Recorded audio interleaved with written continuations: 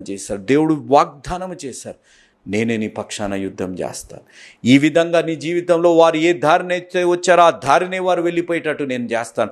ఒక్క బాణం కూడా నీపై రానియకుండా నేను కాచి కాపాడుతాను అన్న దేవుడు మాట మీద నిలబడి ఆ కార్యం చేశారు.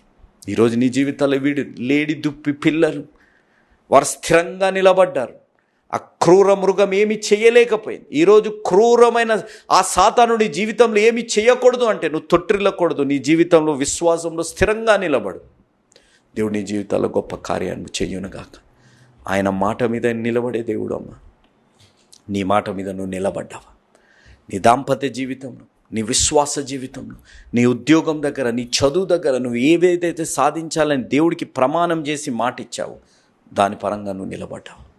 నువ్వు మాట తప్పిపోయి ఉన్నా, నీ జీవితంలో మాటల నుంచి తొట్టిల్లిపోయినా, నీ విశ్వాస జీవితంలో స్థిరత్వం లేకుండా నువ్వు జీవిస్తున్నా, దేవుడు ఈరోజు